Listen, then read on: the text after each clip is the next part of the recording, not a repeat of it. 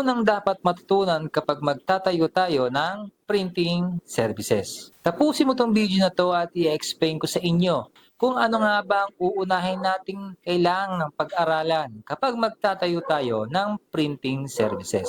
Kung ngayon pa lang tayo nagkita, ako nga pala si Marqueo Mesa, isa akong entrepreneur na merong negosyong printing services ng katulad mo. Nagsimula rin ako na walang experience or wala akong idea kung paano nga ba magpatakbo ng printing business. So umpisa, mahirap talaga matutunan, mahirap ma-adapt lahat ng mga kailangan kong pag-aralan kapag nagpapatakbo ng ganitong klaseng negosyo na alam ko sa sarili ko na wala akong experience o wala akong kaalam-alam sa pinasok kong negosyo. Dahil nga nagpursigi ako, naghanap ako ng paraan kung paano ko matutunan lahat to. Ang una kong ginawa talaga, ang ginawa ko dito, nanood ako sa mga internet o sa YouTube. Kung tinatawag nila ay YouTube University, na maraming mga tutorial dito kung paano magpatakbo ng mga negosyo at iba't iba pang mga topic na dapat matutunan o pag-aralan. Ay lahat dito sa social media ay makikita na. Although medyo mahirap kasi wala talaga experience, pero kapag talagang sineryoso mo, kapag gusto mo yung ginagawa mo, ay madali lahat ng mga kailangan nating matutunan or nagpupursige tayo, namomotivate tayo lalo na kailangan nating matutunan lahat ng ito kahit na para sa atin ay mahirap. So marami akong nakilalang mga content creator or mga nag-tutorial dun sa platform na ito, dito sa YouTube. Kumbaga marami akong nakilala dito na eksperto pagdating sa negosyong itinatayo ko. Lahat ng mga kailangan kong matutunan, lahat ng mga kanilang mga experience ay ibinahagi nila ng libre. At dito, in-apply ko to habang pinapatakbo o habang binabaybay ko ang papatakbo ng printing business, ay dito na ako nahubog. Dito na ako nagkaroon ng idea kung paano nga magpatakbo nung nagsisimula pa lang ako. Isa pang naging improvement sa akin habang natututunan ko na ito, syempre nagkakaroon din ako ng mga kaalaman at mga payo ng mga kliyente o customer ko kung ano nga ba yung mga magpapaganda or magpapabilis ng aking mga services na ino-offer sa kanila, ay malaki talaga nagiging improvement habang binabaybay ko yung ganitong klaseng negosyo, which is nga ang printing business. Dahil dito, meron ako sa inyong ibabahagi na kung paano ko nga ba nalakbayan or paano ko ba nalagpasan yung proseso kung kailan ako nagsisimula magtayo or magpatakbo ng printing business. Ito yung unang-una mong kailangan matutunan kapag magsisimula ka ng printing business. Kailangan mong matutunan mag-basic editing. Sa ngayon, marami nang lumalabas na mga software or application na magagamit na sa pamamagitan ng mga ito ay mapapadali na kung paano tayo mag-edit. Katulad na lang ng Canva. Ang Canva ay isa sa user-friendly. Kumbaga naka-ready na yung mga layout, mga template ay isa sa magandang halimbawa or una nating pwedeng gamitin na application, at kagandahan pa dito ay sa cellphone lang ito ay pwede mo na itong gamitin. Kailangan mo ring matutunan kung paano mag-edit, especially kung ano ba yung mga kadalasang ginagamit sa ganitong klaseng industriya na ating negosyo itatayo na printing business ay ang Photoshop. Ang Photoshop ay ito ang talagang ginagamit pagdating sa ganitong larang negosyo na kung saan lahat ay kaya mong i-apply o lahat ng mga services na ginagawa sa ating negosyo ay kayang gawin or dito ginagawa ng mga nagnenegosyo ng printing business. Hindi mo naman kailangan maging eksperto pagdating sa pag-e-edit. Ang kailangan mo lang ay matutunan lahat ng mga basic tools or process kung paano ginagamit yung mga software tsaka mga application na to. Kailangan mong pag-aralan kung ano nga ba yung mga software or application na may encounter mo na ginagamit ng mismong mga customer mo. Kailangan mong makater or kailangan mong makuha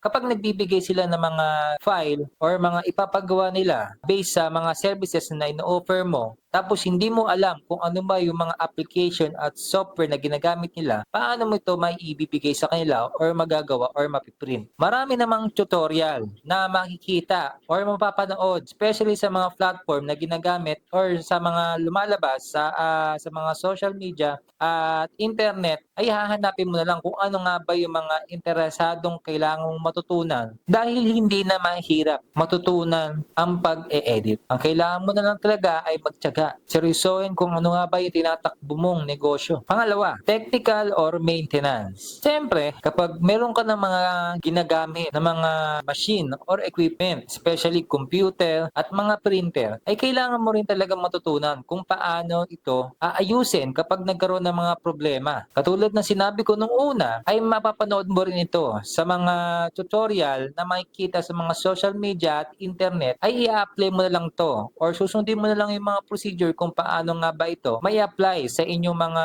ginagamit sa ating negosyong printing services. Ang maintenance ay mahalaga kapag nagkakaroon ng problema na tila ba na kailangan pa nating magtawag ng mga technician para lang magawa yung mga equipment natin or mga machine. Tapos tayo mismo na may-ari na nagpapatakbo nito ay hindi marunong, ay posibleng magkaroon ng problema kapag tayo magsisimula, nag-ooperate na ng printing business. Paano pag dumating ang point na meron kayong mga rush order o meron kayong mga kailangan tapusin ng mga project kinabukasan, pero ang available ng inyong mga technician ay 3 araw pa. So paano mo may explain sa inyong mga customer na hindi pa matatapos yung mga project? May possible na masira kayo sa mga client. Ganon kahalaga ang maintenance sa ating negosyong printing business. At least mga basic, kailangan matututunan natin to na may adapt sa ating sarili na mismong tayo na ang gumagawa lahat ng mga problema ng ating mga machine or mga computer na tila ba pag dumating yung araw na tumagal na tayo sa ating negosyo ay kaya na natin na magawa lahat ng mga problemang ito na kahit hindi na tayo magtawag ng mga technician. Isa pang tip na kailangan kong i-share sa inyo, kung maghahanap kayo ng maintenance or mga technician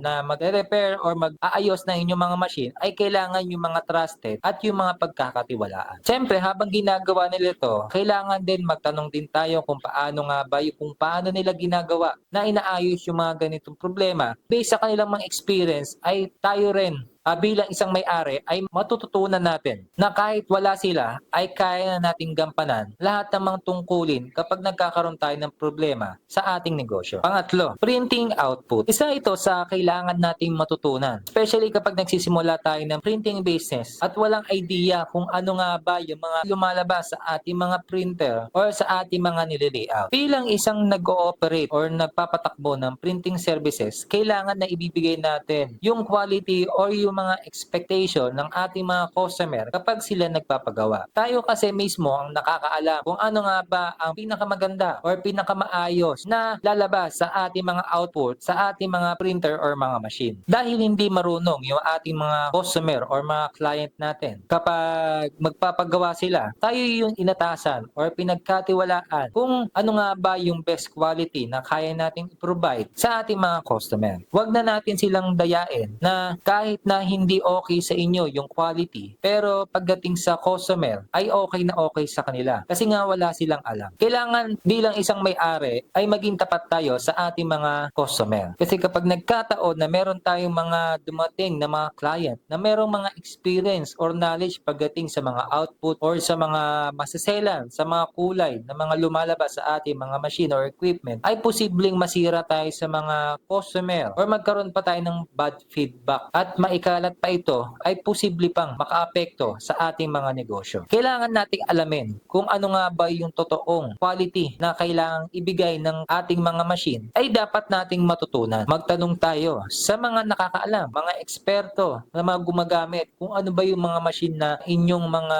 hinahandle ngayon na makakatulong sa inyo na makapag-improve ng inyong mga quality or output ng inyong mga produkto. Kasi maraming mga printing business na walang pakialam kung ano nga ba yung lumalabas sa output nila. Kaya dahil dito, sila mismo ang gumagawa kung paano hindi tumagal ang kanilang mga negosyo dahil sa kanilang mga gawain ito. Pang-apat, find trusted supplier. Bilang nagsisimulang mga negosyante o magtatayo ng printing business ay kailangan nating malaman kung sino nga ba yung mga karapat-dapat or yung mga trusted na mga supplier na ibibigay sa ating mga customer. sa ating mga supplier nagsisimula ang quality na ibibigay natin sa kanila. Kailangan malaman natin kung sino nga ba yung mga nagsasabi ng totoo na kung ano nga ba yung babagay sa ating mga services or mga produkto para hindi tayo mapahiya sa bawat gawa or sa bawat project na ibinibigay natin sa ating mga customer. In the long run, magkakaroon din tayo ng pagkakataon na bigyan tayo ng terms or pag-delay ng bayad natin sa ating mga supplier para pag may mga dumarating din tayong mga client or mga customer na humihingi ng mga terms or mga 3 months bago bayaran or 1 month, ay meron na tayong solusyon dun sa ganong problema na hindi na tayo mahihirapan maghanap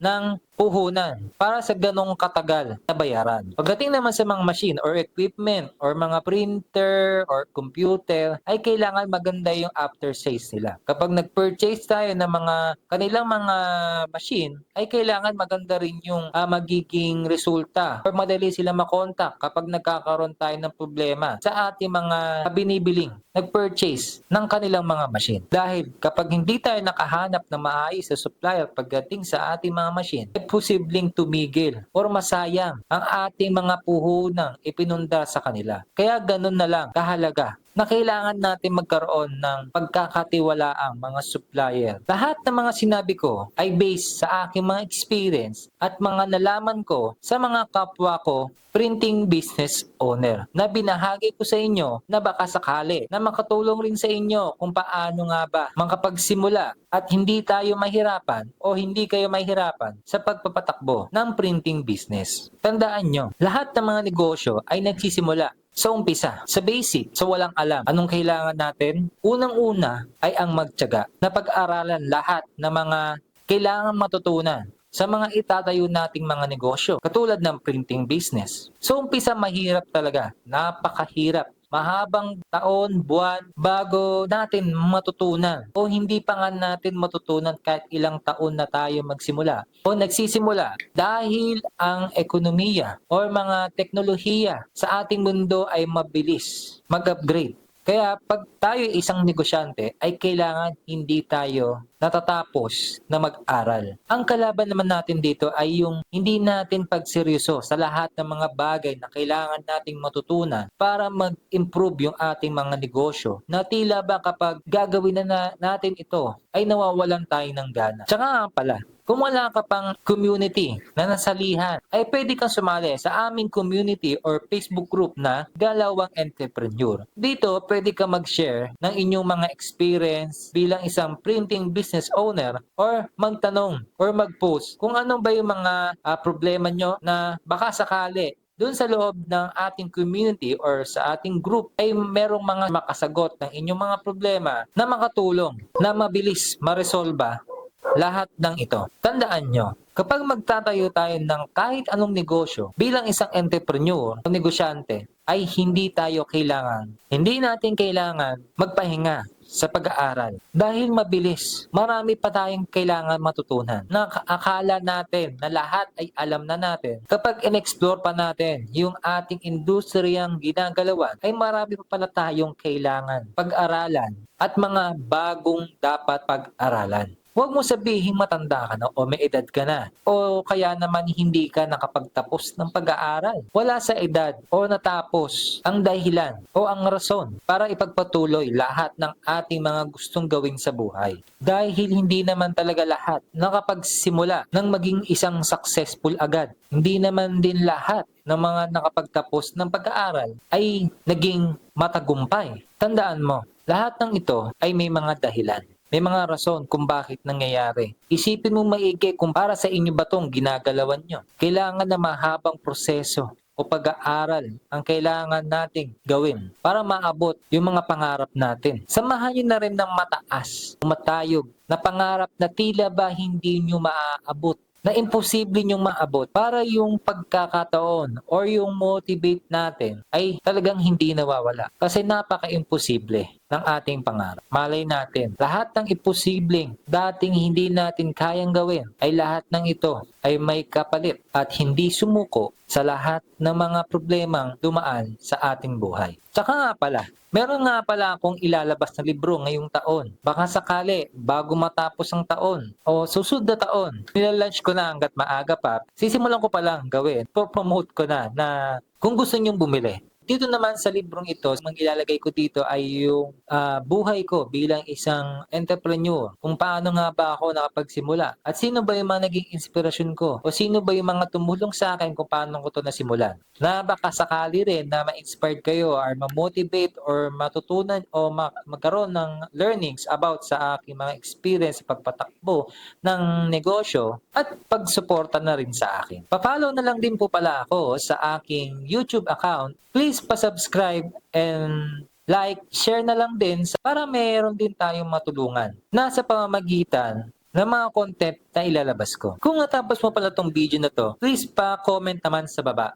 Ano yung una nyong ginawa nung nagsimula kayo ng inyong printing business? Comment nyo lang sa baba kung ano yung unang step na ginawa nyo. Or ikwento nyo para meron din ma-inspired na iba. Or may mga katanungan kayo na baka sakaling masagot ko. Maraming salamat sa pagtapos ng video na to hanggang sa susunod na content na aking ilalabas. Think big, start small. Lagi niyong tatandaan na lahat ng mga nakikilala niyong mga matatagumpay na mga entrepreneur at mga negosyante ngayon ay nagsimula rin kung saan ka nagsimula ngayon. Hanggang sa muli, paalam!